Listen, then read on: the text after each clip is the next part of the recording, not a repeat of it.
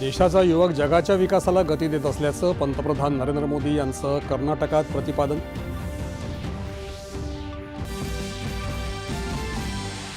पंतप्रधान नरेंद्र मोदी यांच्या हस्ते आंध्र प्रदेशामध्ये अल्लुरी सीताराम राजू आंतरराष्ट्रीय विमानतळाचं लोकार्पण. 17,900 कोटी रुपयांच्या विकास प्रकल्पांचं केलं भूमिपूजन आणि उद्घाटन. आंदोलनादरम्यान भरकटलेल्या तरुणांना मार्गदर्शन करणं ही काळाची गरज. आत्मविश्वासानं पुढे होऊन राष्ट्र निर्माणासाठी काम करण्याचं पंतप्रधानांचं तरुणांना आवाहन.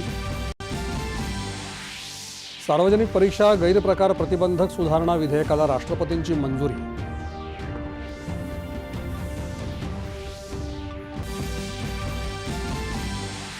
केंद्रीय गृहमंत्री अमित शहा यांच्या हस्ते राष्ट्रीय सुरक्षा सल्लागार अजित डोवाल यांना प्रतिष्ठेचा लोकमान्य टिळक राष्ट्रीय पुरस्कार प्रदान.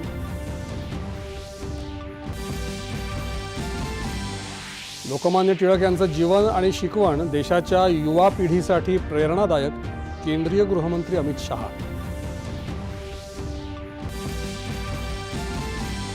लोकमान्य टिळकांप्रमाणेच देशभक्तीच्या भावनेनं आयुष्यभर राष्ट्रसेवा करणाऱ्या अजित डोवाल यांचा या पुरस्कारानं गौरव होत असल्याचा आनंद.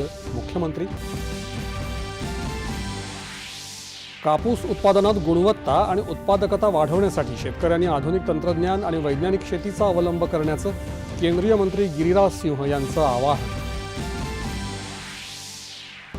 प्रधानमंत्री पीक विमा योजनेकरता अर्ज करण्यासाठी 10 ऑगस्टपर्यंत मुदतवाढ. कृषी मंत्री दत्तात्रय भरणे यांची माहिती.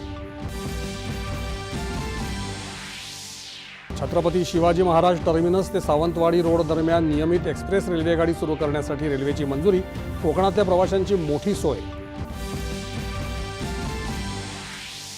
आणि ग्लासगो राष्ट्रकुल क्रीडा स्पर्धेत भारताला 3 सुवर्णपदकं. मुष्टियुद्धात प्रीती पवार आणि जस्मिन लंबोरिया तर गोळाफेकीत पॅरा क्रीडापटू सोमन राणानं पटकावलं सुवर्णपदक.